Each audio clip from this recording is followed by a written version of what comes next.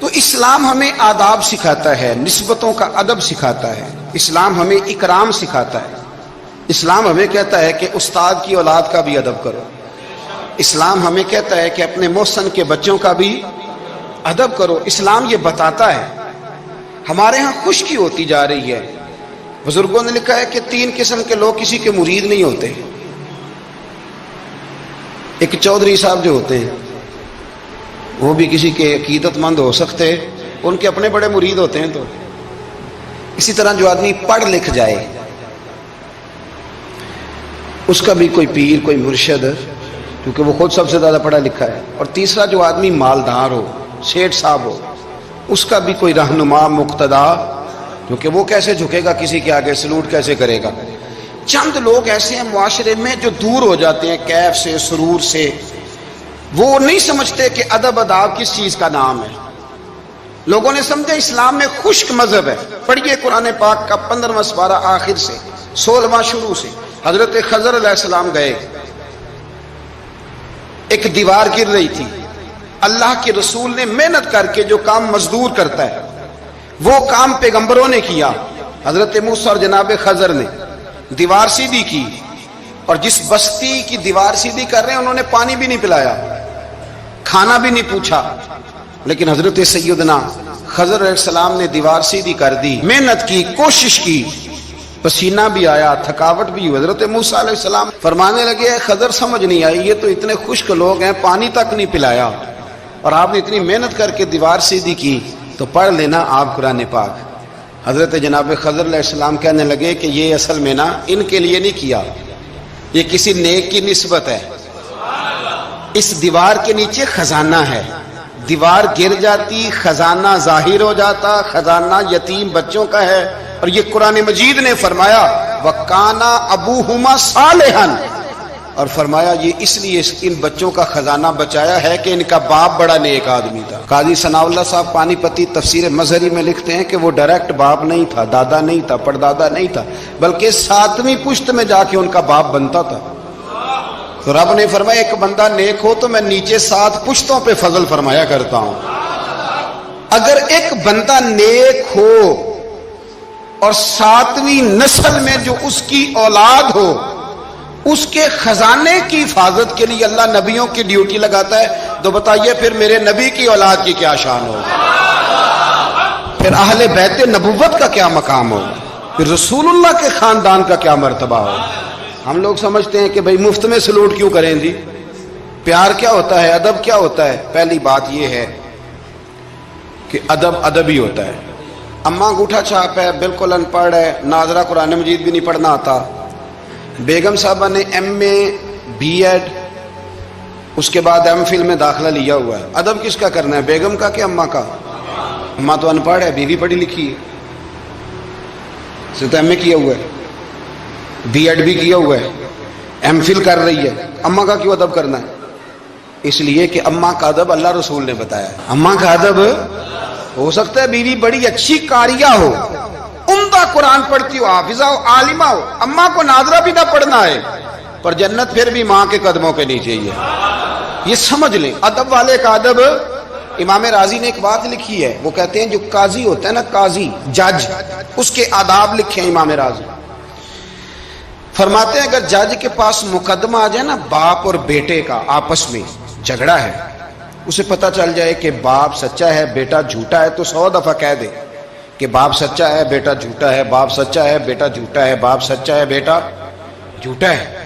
لیکن اگر اسے پتہ چل جائے نا کہ بیٹا سچا ہے اور ابا غلطی پہ ہے، اب یہ تو 100 دفعہ کہے کہ بیٹا ٹھیک کہتا ہے، بیٹا سچا ہے، بیٹا سچا ہے، پر ایک دفعہ بھی یہ نہ کہے کہ ابا جھوٹا ہے، حالانکہ مطلب یہی ہے۔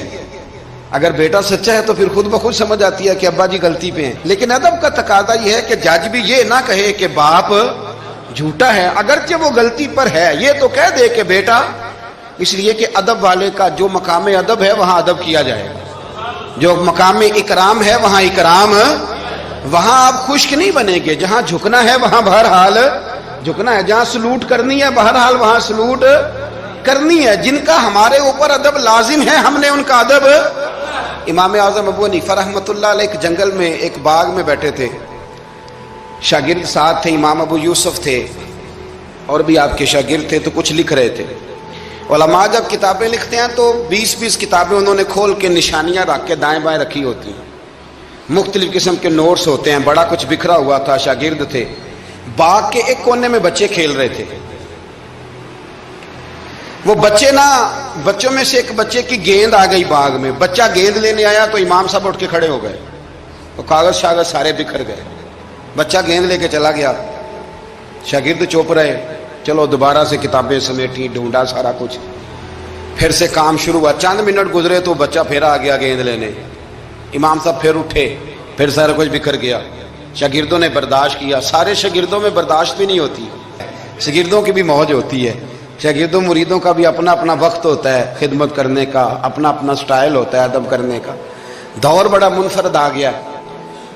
تیسری دفعہ، چوتھی دفعہ، 5 دفعہ ہو گئی تو بس شاگردوں کی جو صبر تھا، حوصلہ، وہ جواب دے گیا. بچہ پتہ نہیں کتنی دفعہ آئے گا. جب وہ بچہ پھر آیا، امام صاحب بوڑھے آدمی تھے، گھٹنوں میں درد بھی تھی، بڑی مشکل سے اٹھتے، چیزیں ساری بکھر جاتی.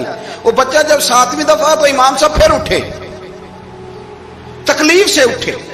امام ابو یوسف عرض کرنے لگے، حضور یہ بچہ ہے، اس کی تو ڈیوٹی لگی ہوئی ہے گیند لانے کی، تو 100 دفعہ آئے گا. تو امام صاحب فرمانے لگے، یہ 100 دفعہ آیا تو میں 100 دفعہ اٹھوں گا، آنے دو. کہ حضور کیوں آپ اٹھیں گے؟ فرمایا یہ میرے استاد کا پوتا ہے. اصلا نال جے نیکی کریے تے نسلاں تاک نہیں بھول دے. سن لو، اصلا نال جے نیکی کریے تے نسلاں تاک، ہاں بے اصلاں نال نیکی کریے تے پھل کنڈیاں نال تول دے. بے اصلاں نال، میں میرے استاد کا پوتا ہے تو اٹھوں نا، یہ 100 دفعہ ہے میں اٹھوں گا. میں نے اس گھر سے فیض لیا ہے، یہاں ڈیوٹی کرنا میری ذمہ داری کا حصہ ہے، سوال ہی نہیں پیدا ہوتا. صحابہ کرام فرماتے ہیں نبی پاک کے اخراجات بہت زیادہ تھے، آمدن کوئی نہیں تھی، بظاہر بڑے خرچے تھے، مہمان بڑے آتے تھے، بڑے معاملات تھے، اور دین کا کام بذات خود ایک محنت ہے. ہمارے یہاں لوگ بڑا کہتے ہیں علماء، جی یہ پیر صاحب کرتے کیا ہیں؟ میں کہ تو پیر صاحب میں نوکری لوا دے. کہندے وہ فلانے مفتی صاحب ڈیوٹی کیا کرتے ہیں؟ میں کہتے ہیں دینے نو دیہڑی لے جائے کر مفتی صاحب نو، نہ مستریاں نہ لا انہوں تاکہ روٹی تو کھا لینا. اور خدا کے بندو، جو بندہ سویرے ڈیوٹی کرنے جائے گا وہ شام کو آ کے ریسرچ کر سکے گا کتاب و سنت پہ؟ وہ ایک صفحہ پڑھے گا تو سو جائے گا. اس لیے حضرت عمر فاروق نے یہ کام امت کو بتایا، فرمایا علماء کو تنخواہ دو. اور مسجد کے امام کی تنخواہ حضرت عمر نے گورنر، صوبے کے گورنر کے برابر لگائی تھی، اور خطیب کی تنخواہ گورنر سے زیادہ ہوتی. فرماتے تھے یہ ذہنی طور پر فارغ رہیں گے، سہولت میں رہیں گے تو صحیح دین پڑھیں گے اور صحیح کر کے پڑھائیں گے. اگر یہ الجھے رہیں گے کہ سویرے بل جمع کرانا ہے تو ان کے لیے بڑی دشواری ہو جائے. لیکن ہمارا ماحول کیا ہے؟ عالم جب تخصص کر لیتا ہے نا تو پی ایچ ڈی کے برابر ہو جاتا ہے. درس نظامی کے بعد جب تخصص کرتا ہے نا وہ 3 سال میں یا 2 سال میں تو پی ایچ ڈی ہے. آج پی ایچ ڈی آدمی جائے نا یونیورسٹی میں لگے تو تقریباً 2.25 لاکھ کے قریب اس کی تنخواہ ہے. عالم کو کیا دیتے ہیں لوگ؟ یہ میری بات سمجھے، اس کا اور اس کا لیول تعلیم کا ایک جیسا ہے، اس کا سٹیٹس کیا ہے اور اس کا. لیکن اس کے باوجود اگر وہ کسی آسانی میں ہے تو اس بیچارے کو حساب دینا پڑتا ہے، اسے بتانا پڑتا ہے کہ گاڑی میں بیٹھتا ہوں تو کہاں سے آئی ہے، روٹی کھاتا ہوں تو کہاں سے، اس کو پھر بھی حساب دینا پڑتا ہے.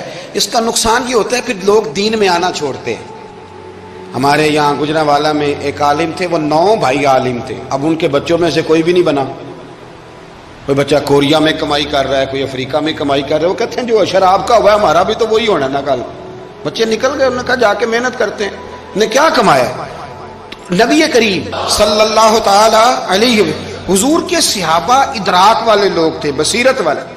نبی پاک کے خرچے بڑے، گھر میں 9 ازواج ہیں، 4 شہزادیاں ہیں، مہمان آتے جاتے.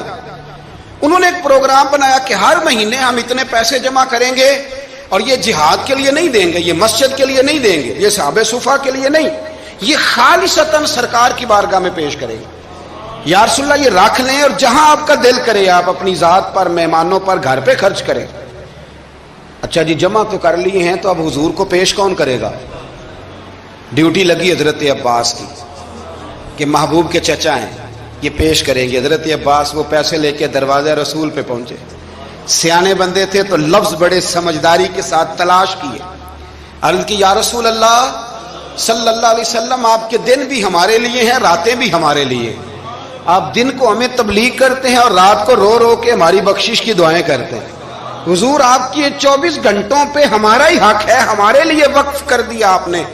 حضور ہم ایک حرف کا، ایک جملے کا بدلہ نہیں دے سکتے، یہ تھوڑا سا نذرانہ ہے، ہمیں پتہ ہے اخراجات بڑے ہیں اور ظاہراً آمدن کے ذرائع کو نہیں تو قبول کر لیں۔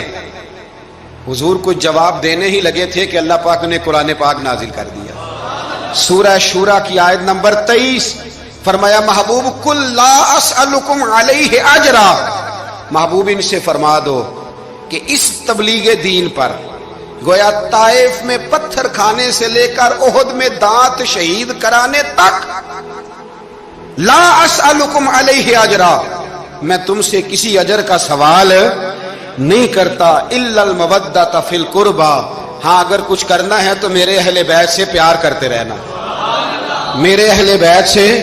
یا رسول اللہ یہ کون ہے؟ فرمایا مولا علی، سیدہ فاطمہ اور ان کی اولاد حسن سے پیار کرنا، حسین سے پیار کرنا۔